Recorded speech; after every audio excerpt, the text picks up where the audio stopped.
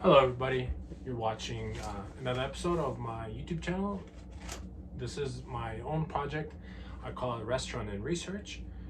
It's designed for documenting my journey of solving problems towards opening my very own restaurant, a successful restaurant at that.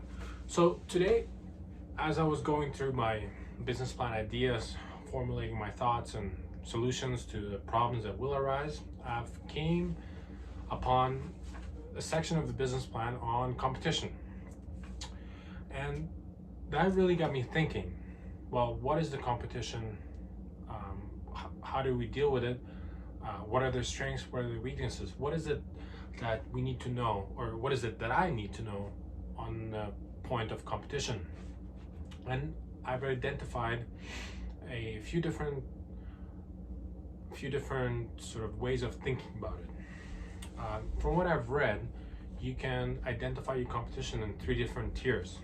Those tiers are: there's direct competition, meaning businesses or restaurants or any other entity that is in the same genre, offers the same price, offers the same service or a similar service, and is competing for the same customers. So in my case, one of my competitions in Kelowna would be Mission Hill and Quails Gate Vineyard and their restaurant, as well as some of the local restaurants that are not vineyards, such as Erica Jane. To be very specific, if somebody's from Kelowna, shout out, I love that city. So those are my direct competition. There are upscale restaurants that compete for my similar client base in similar geographical area, meaning that 2 runners competing for the faster time. Essentially, that's what's happening. There are my direct competition. So it's interesting to view different entities with different levels of competition. So our second level is our secondary or direct. For example, a brewery versus a vineyard. Both of them may be selling booze or alcohol, but they are slightly different. One of them sells, of course, beer versus wine. A customer that may want to have a good night, have a nice experience on the weekend, go for tasting, they may choose a brewery, they may choose a vineyard. So, but they're both competing for that same sort of good time that the guest is looking to have. So that's interesting. That's a secondary level. Perhaps maybe KFC versus McDonald's is another good example. Chicken versus burgers, right? They both want quick, fast, cheap food, but they're in direct competition with each other. And then a third level of our competition that I've identified, which will have to be considered as I go forward, is substitute competitors. That means different service, but after different service, but after the same customer. And a very plain Jane example for this is in travel. You have airplanes, you have bus, you have railway, you have ocean liners, for example, if you're trying to cross the Atlantic, or maybe a more realistic is bus, taxi, bike, walking. So you have these 3. If you live within the city, if you want to get across town, you can bike, walk, take a taxi, take a bus, or perhaps even your own car. So these are, again, they're all the same. They're competing after the same task in this example.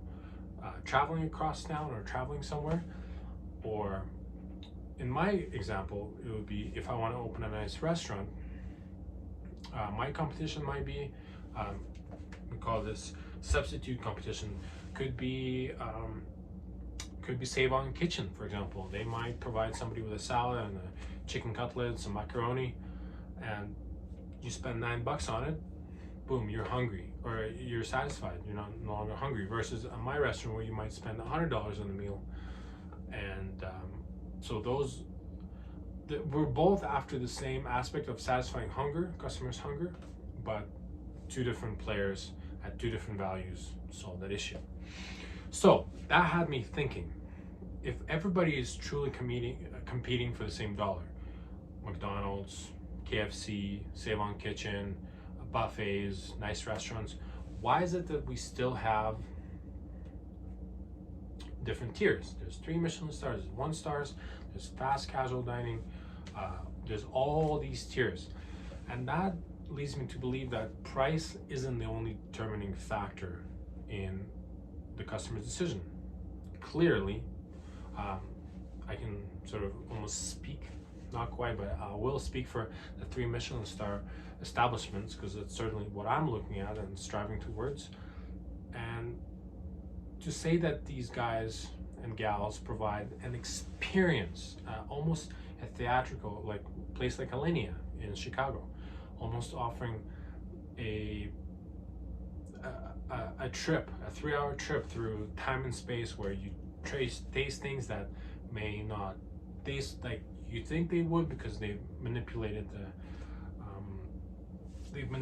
the looks of the food. So it's important to realize, what competition are you in? Sure, there's substitution, there's secondary tiers, but what if your restaurant offers such a theatrical menu that really your other competition might be theater, really, or an arts class, or an art expo?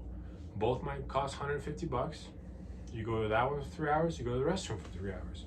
Both you might be challenged and provoked and say, wow, what is that? That's interesting. You could be, same could be said about a painting. Perhaps you're looking at a painting and you're trying to visualize and trying to get into the shoes of the painter and think about it critically.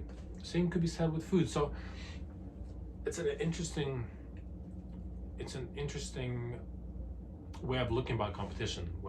What is it, right? There's nice other fine dining restaurants, but are you just providing the food and wine, wine and views, wine, views, and excellent customer service? What is it that you're truly competing on? And I find the need to answer that question as clearly as possible. Define your customer base and define their needs, and see how you can creatively solve those needs of opening a restaurant. And that will have you thinking about what is truly your competition. Because sure, people might be hungry, they might want to do a drive-through, get a McDonald's burger, whatever, that's fine. But is it really the same sort of aesthetic culinary value as going to a place such as Alinea or French Laundry or any of these fine establishments?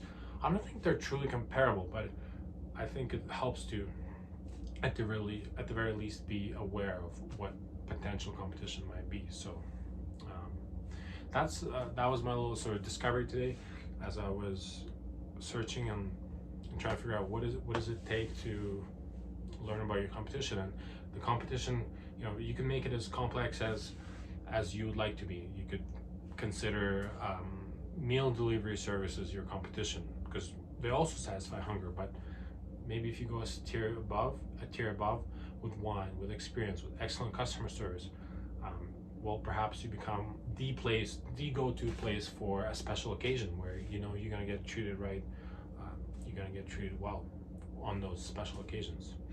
Well, 95% of the time, hey, we can get simple food from Save On, we can cook it ourselves.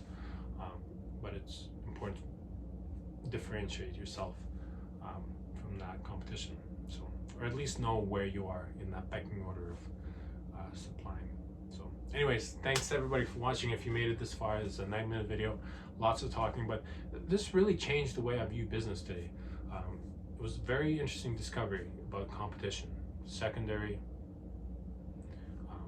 third competition, and I'm very excited to provide some solutions and share with you guys what I have come up with as far as, well, what is our competition and how we're going to go above it. So stay tuned, and I'll share more with you very soon. Thanks for watching. Bye now.